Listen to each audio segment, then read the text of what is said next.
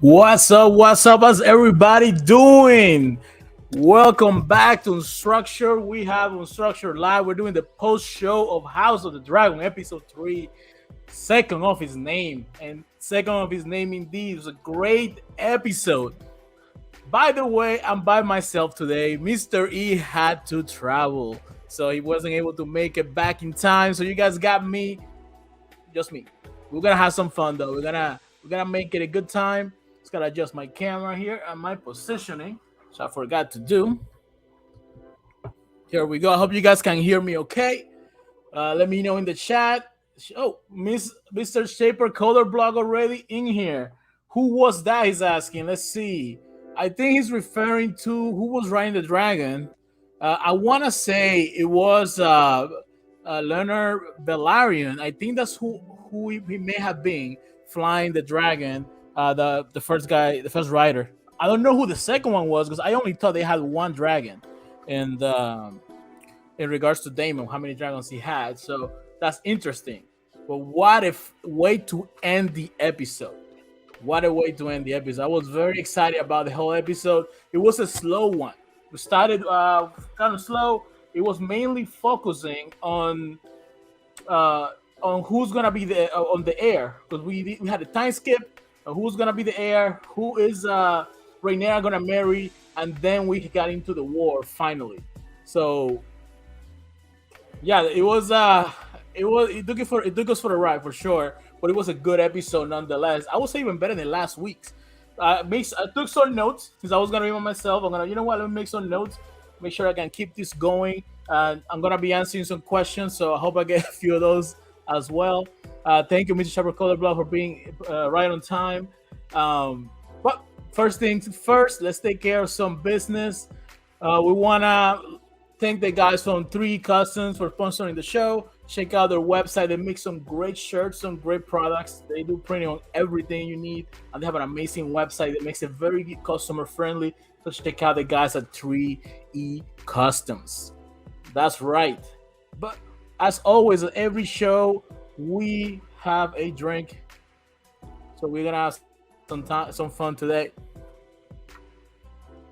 Hope you guys are ready. So the episode starts when it opens after that epic music, that epic intro that we all love from Game of Thrones. We are reminded of the war that's been going on with the crab feeders in the Stepstones. That's the first thing that we see, and we see they're struggling. We see that at first the dragon is kind of shocking the crab feeders and their army, making them go back into the caves. But later on, we find out that are just starving out the troops, and the troops seem to be in a losing effort. Seems like Daemon and the Bellarians may be losing this war. So that was kind of interesting there. That although they had the massive power of the dragons, the crab feeder had their ways to get around that and defeat or starve out the crab feeder, the Daemon and his troops. So from there, the episode is just taken over by the whole conflict of who is going to be of the time skip. We have a 3-year time skip confirmed by the age of Aegon, the new son of Alicent and Viserys Targaryen the first. And then with the king says it's been 3 years since the war started, so we know we have a time skip of 3 years, and the show already has let us know that there are gonna be substantial amounts of time skips going forward because their actors already cast to play the roles of an older Rhaenyra and an older Rhaenyra and other the twins from the Velaryon family. So some of the other characters are gonna age before our eyes, and it looks like we started with a time skip in the first episode. We get another one again. So it looks like they're moving pretty fast, and they're getting very close to our original Game of Thrones shows situation. Maybe by the end of this show, it may end in Robert's rebellion. Maybe we get to see all of that played out. I did see that they casted someone to be Aemon Targaryen, who, if I'm not mistaken, is from the the stories of Igniting the Seven Kingdoms, which is one of my favorite stories from the whole series, on the whole lore of Game of Thrones and the books of George R. R. Martin. So that's gonna be very interesting to see. Now, once we see the war and we're treated with a time skip, we see baby Aegon Targaryen. We see Allison is also pregnant with a second baby. She is not wasting any time. She's getting right to it, ensuring her family's hall of power. But she's still trying to create a relationship, maintain a relationship with Rhaenyra, who has not wants nothing to do with her.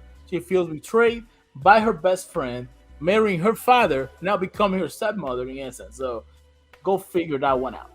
That's kind of crazy, in my opinion.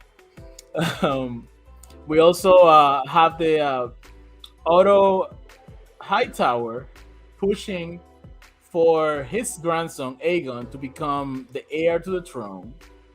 Also, even going to the extent of offering him to marry Rhaenyra, since weird to us, but in this universe, they marry twin families within the same family, so that's just a common practice, which is just weird altogether. So he's pushing for that, and he's trying to find a way to make the king understand that Rhaenyra should not be the queen; it should be Aegon. Aegon should be the king, um, instead of Rhaenyra, which Rhaenyra is feeling that pressure. She feels distant, and she feels like at any moment she may lose her status or her position. The king is also. We step back a little bit from episode one, two, and three.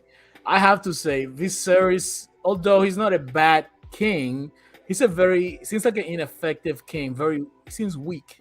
I don't think the kingdom takes him too seriously. I don't know what you guys think. You guys feel that he's being an excellent king, that he's very respected, but to me, it feels like the court is always just kind of pushing boundaries with him. But, you have his brother has left, someone took some of his army. You have the Valarians leaving his side. He's not making any efforts to join the war because he's gonna seem weak, which we all know that's. I don't think that's gonna be the case. If he would have moved earlier, he's gonna be seen as savior, especially if his troops get him to win that war. It's just how you do it. To actually Allison to be the one to kind of put that idea in his head. Hey, you wouldn't be showing weakness. You'll be the savior. You'll be the one offering help. You'll be a hero. And that's when he finally understood and decided to send that letter a little too late. And we'll probably will see some repercussions of his tardiness in the next episode 4. That's going to be interesting to see. We also had on this episode, let's see here. Bear with me, guys. Okay, we have Rhaenyra. We have Rhaenyra's issues with Allison. And we also saw a proper introduction of the Lannister family into the kingdom. Let's see what Mr. Sharper Color Blog is saying here. He says, I do not think the king is weak. He has been dealt a bad hand. I think you're right, but at that level, when you're the ultimate law and you're from the family of conquerors, right? You guys have dragons. I think even though he's dealt a bad hand, look how Damon was dealt a bad hand. And what did Damon do? Damon is like, I could either choose, and I'm getting ahead of myself, I could either choose to wait for my brother to end up taking credit for everything here, or I can take matters into my own hand, put my life at risk. I'm going to go into battle, be a complete badass, and then I'm going to slay and cut in half the guy that's been causing all this turmoil. This guy is going to come back in the next episode as a hero, and he's going to have a very strong claim to be king because everybody's going to be looking at him. You know what? This guy is strong. This guy is weak. I don't know, but I think although he was dealt a bad hand, he's just like a guy that's like, oh, well, I got bad luck, so there's nothing I can do about it. He could do more, and whether he's wallowing in his sorrow and his sadness, I think he's not being an effective king. But you're right. He has been put in a tough position, losing his wife, not being able to have a proper heir, and even having to used to become king, he had to go against his brother. It had to be a contest between the two. So let's see how that plays out towards the end. I think this is one character that I can safely say would meet his demise sooner rather than later. Maybe in this season. I'm thinking that's the guy that gets off this season. A la uh man, I can't remember the name right now, but one of the characters, you know how they do it. So the king does not want to go crazy.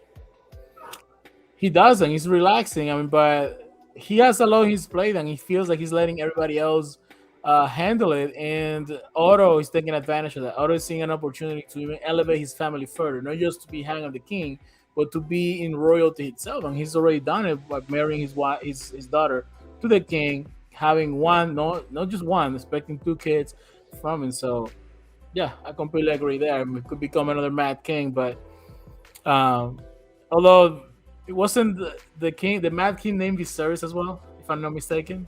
No, Viserys was his son. Uh, I cannot remember. Yeah, Harry, I think it may have been his name. I had to go back and look at the names. The Targaryen names are the hardest for me to remember. Ed Stark, Ned Stark. That's what I wanted to say. He was gonna end up like Ned Stark at the end of the season. Now we also saw a proper introduction of the Lannister. We have Jason Lannister, and in proper Lannister fashion, opportunistic, looking for him to be in the in royalty, offering his services to marry the princess, soon to become queen, we can assume, and he even gives a spear to the king, and this is what's funny about that spear. And I'll address your comment in a second, Mr. Sharper Color Block. He gives the king a spear, and the spear is used to kill a stag that's being held by ropes. I can't help to think of some kind of allegory to the Baratheon family, right? Yeah, thumbs down, Jason Lannister. I agree on that. Um, I cannot think of a better allegory. So having a stag held down by the Targaryens, and the Targaryens are going to try to slay it, but it can slay it in one blow. And the spear is given by a Lannister. Yeah, he took two blows for the king to slay the stag. That shows weakness. I think everybody looked at, oh man, this king is weak. He couldn't kill this animal that was held down with one shot. He took two shots, and he had all the advantage in the world. Come on, and yeah, man, all the omens are there showing that he's not all there in regards to strength. And I see here, he's trying to please everyone and pleasing no one at all. You are correct. As a king, you have to lead. You have to be a leader, and he's not doing that right now. So he's paying for that in regards to the respect that he's getting by his court and everybody just making decisions and trying to influence the way he thinks. That's completely true. But yeah, but Jason Lannister flirting with Rhaenyra. Rhaenyra wasn't having it. Rhaenyra, there's two characters that I can see Rhaenyra has some kind of a romantic situation with. And one's gonna be the guard that she was with, which she picked for the King's Guard. The other one's gonna be Leonard Bellarian, because we saw, I think it was on episode 2, or maybe it had been one, where she and him were kind of hanging out, and they have some kind of good friendship or some good camaraderie between each other. So I can see that happening. And the preview of the next episode kind of hints at the king going back on his word and kind of pushing for Rhaenyra to, you know what, I told you can pick who you want to marry, but this is the situation. My brother's coming in here like he's the man, like he's the king, and everybody wants him, and losing support, one of the strongest, if not the strongest and richest houses in the kingdom. I need you to marry the Valarian's son, or one of the Lannisters.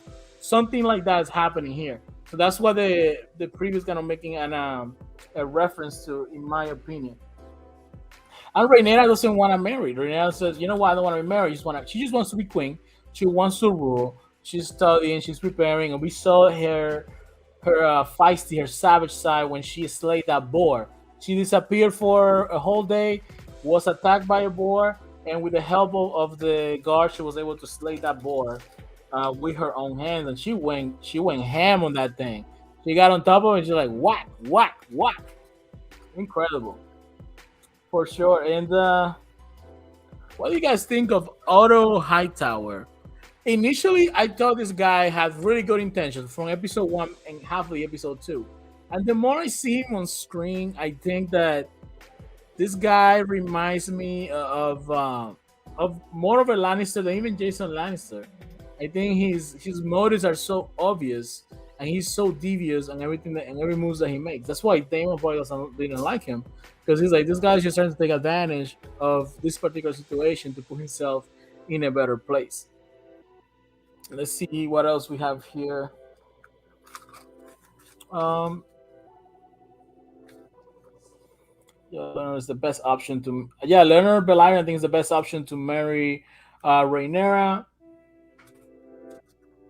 And although the king said promised Rhaenyra that I doubted myself at one point, but I am 100% sure that that I want to be 100% sure that I want you to be my heir. I think he still doubts himself. I think there's a lot of regret. He's like Mr. Chopper Colorblock said.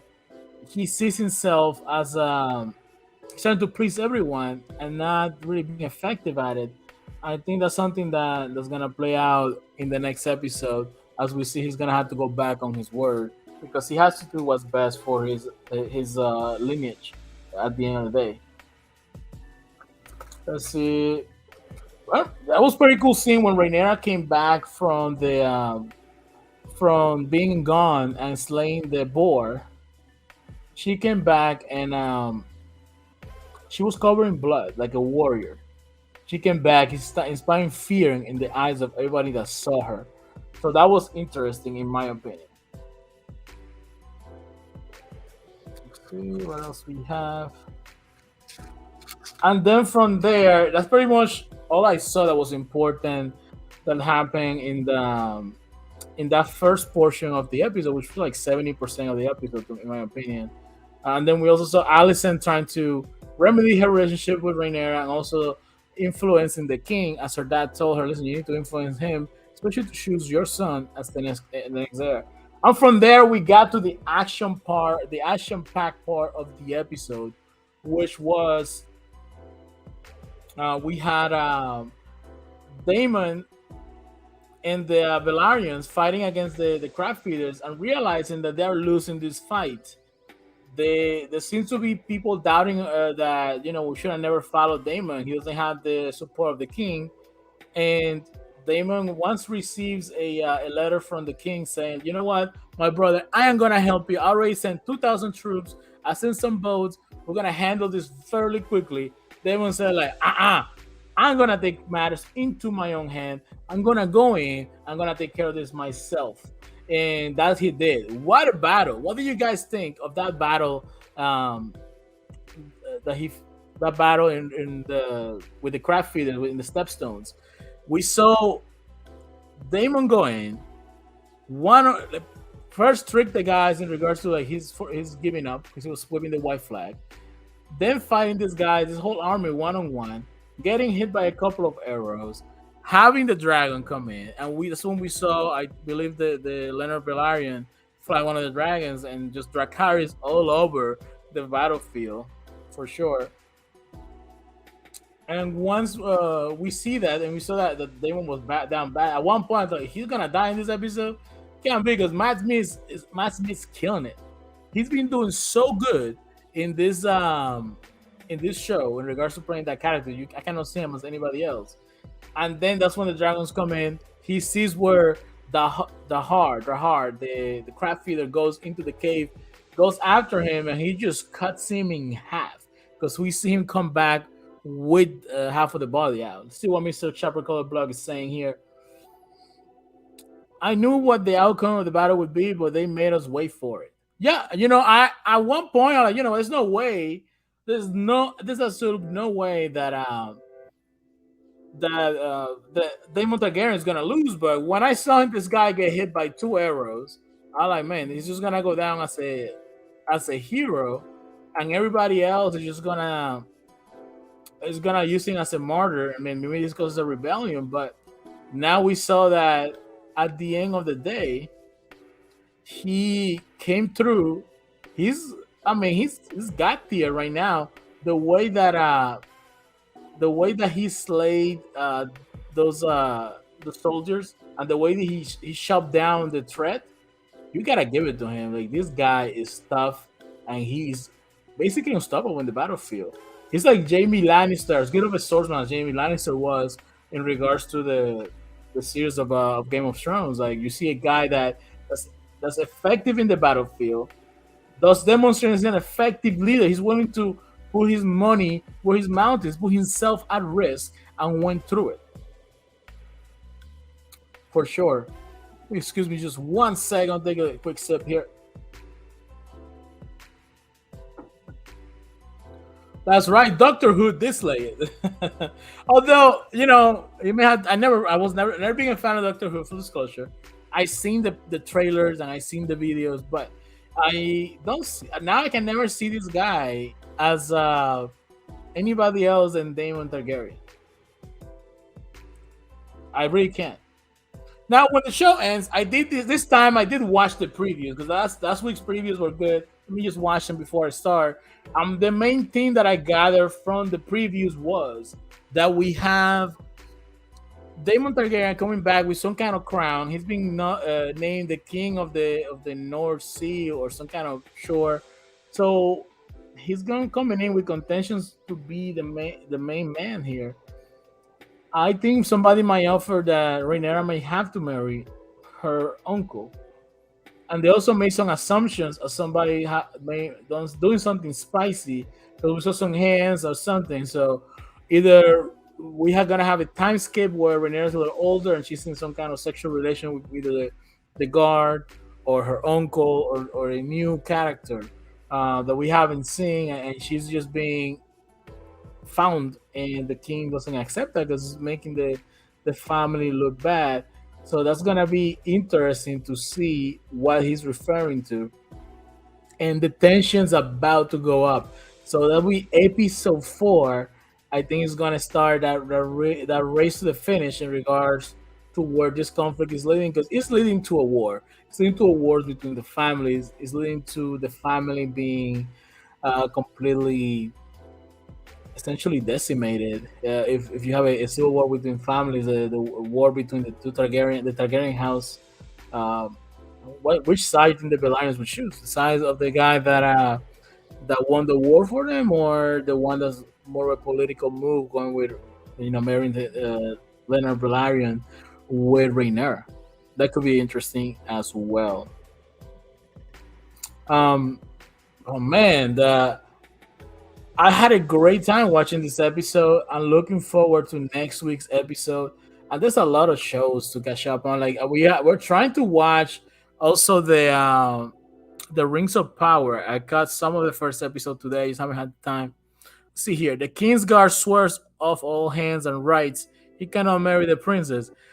Listen, he cannot marry the princess, but they may be having some fun.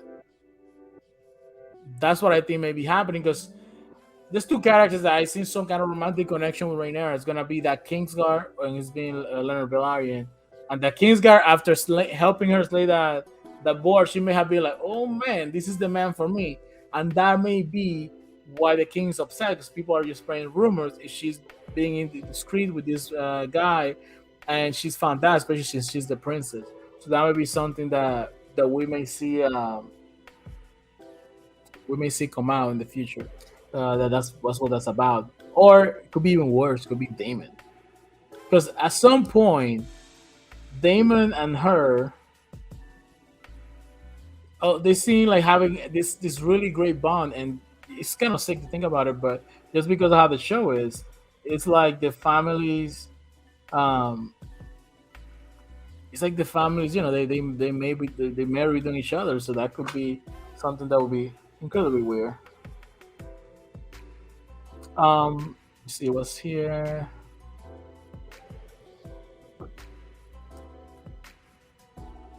Oh, by the way, I want to thank everybody that checked out the episode. Whenever you get to watch this episode, because whenever should we get two, three, four, five, maybe 10 people sometimes when we do these live streams. Last week's episode did really well for us. We have a bunch of new subscribers. Thank you so much. You know, we love doing these reviews, and this is something that we do. This is a passion project for us. Getting in here. Mr. E was trying really hard to be, but he got some delays and he's not able to catch the episode right on time in order to make it right away. But we got such a great reception for the last episode in regards to the new subscribers coming in. We greatly appreciate that. You know, it makes you feel good when you do something that people appreciate. We want to do more. We try to to make the time. We're gonna make some more content, with some more shorts and some more like in-depth reviews about this episode because there's so much to get out of this episode. So many little hints, so many little things that may hint at the future. And I don't want to spoil some of the stuff that I read from the books because you never know what they're gonna use or what not gonna use, what's gonna change. I know for sure they're hinting already at a civil war. That's for sure. That's happening because from the previous the last episode that might be going down. But I just wanted to at least say thank you to everyone that's been checking out the videos, sharing them. We really really appreciate it. Really do. So yeah, let's see here. Do I have any other questions? Now, what did you guys make of Alison Hightower? So, Alison, so far, her character is being very congruent. From being friends with Rhaenyra, she's being, I say, a good person, being a good friend to the king. Although there was motives behind that, she got her goal, and now how she counsels the king. She now has the respect and the ear of the king. Now her dad is pushing to for her to influence the king even more.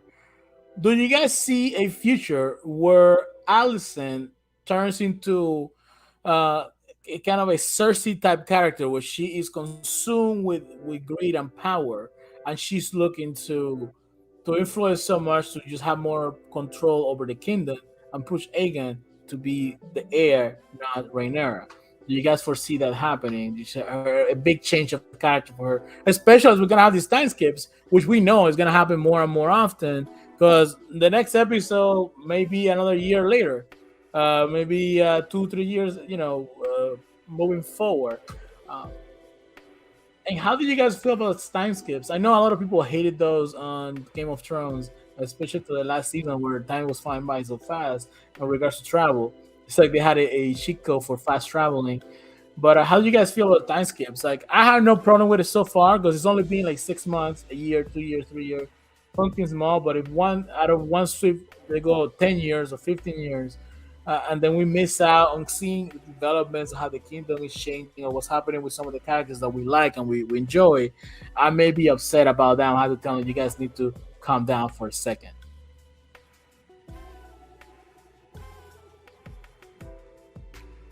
Let's see here. Let's see if there's any. Go back to the chat if there's any questions here. Now, and the characters that I want to learn more about, and they've been hinting at it, are gonna be the Valarians. We have House Velaryon. We know that they are rich, they're hard worker, they control the seas, but we haven't really seen much more of them on screen. We got like on episode two, okay amount. In this episode, we saw some more of the uncles, some of the people within the lines. But I would like to see more about this particular family. I can see a spin-off show come out of this. I can see them come out with another show that's gonna be just for House Velaryon because I think a lot of people watching are gonna get interested in this for sure. All right, let's see here. And I also want to see more about the Starks. Because, we have Rickon Stark, who's one of the is the resident Stark of this particular show. We only saw him in name by when the heir was being named on episode one, but we have not seen any more of the Starks. So I think they were briefly mentioned today as the Wardens of the North. But other than that, like we have not seen much about the Stark family, and the Stark family is very beloved from the main show from Game of Thrones. I think we will see more. I would hope we will see more about this family in this show. All right, let's see here. Is any questions?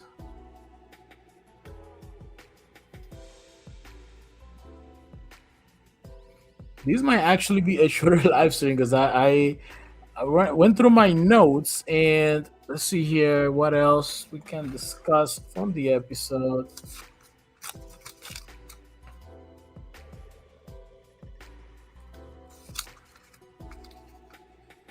No, that's pretty much. Then we went through all of it. I'm probably gonna have some few more videos or shorts about the episode later on in the week.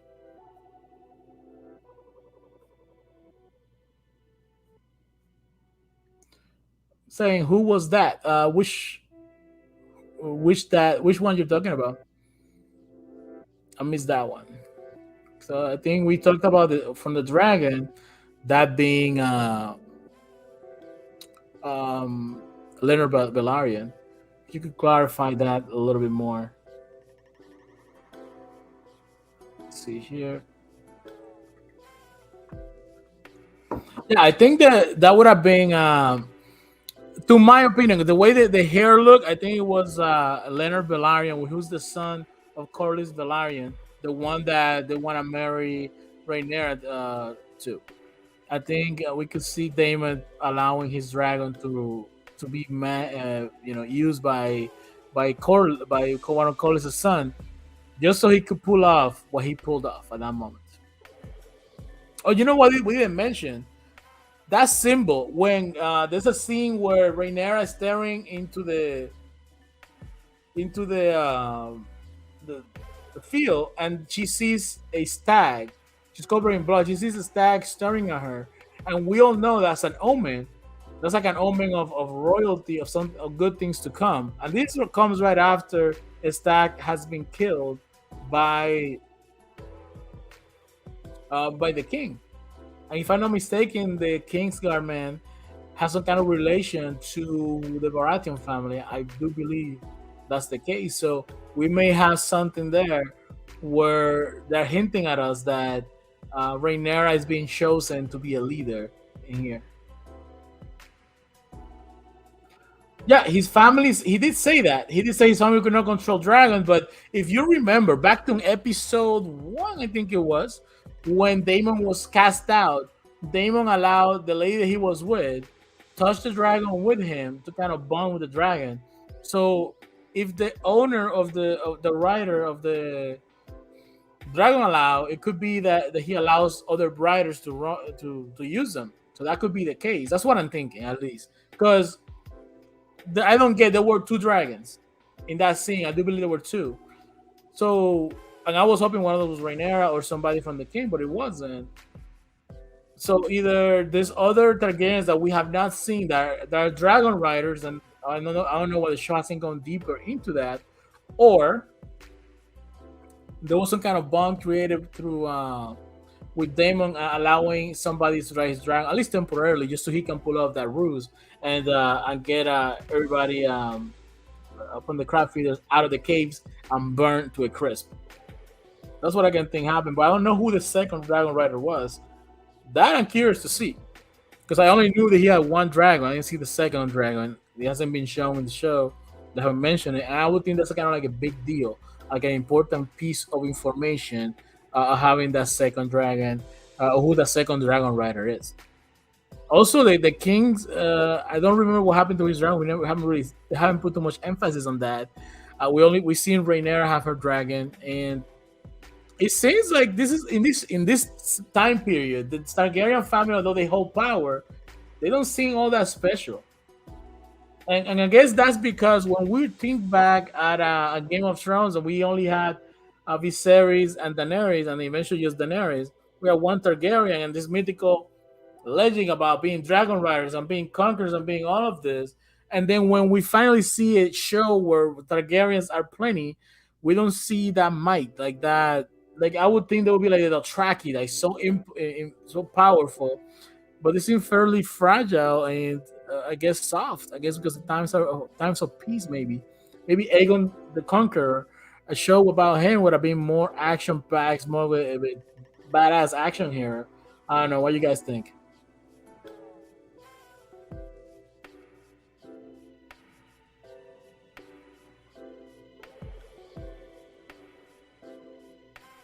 But yeah, I think that's gonna be it for today's show because Mystery is not here, which normally I get my banter from. And I'm gonna be probably making some more content about this episode to drop in the week. Some things that we picked up from the episode, some of the things that we discussed here. Dragons get busy. You got that right. There was one dragon was having the laid some eggs, and that's where they got the egg from last episode. Um, so yeah, I want to thank you so much for checking out our live stream, for liking our videos, subscribing. We greatly appreciate it. We plan to do more live streams more frequently because we really enjoy this format, and we get that feedback right away. Because when you make the video and somebody just leaves a comment, you respond back a few minutes later, like having being able to give that feedback right away is great. I wish we would have done that when we are doing Foundation and the Wheel of Time and Dexter, because it would have been such a lively conversation. But I will really enjoy doing this live format. I want to thank you again for checking out our video. Uh, I'm Lion. Mystery is normally with me. He's not with me today. He was traveling. So thank you so much again and have a good night. See you guys on the next video.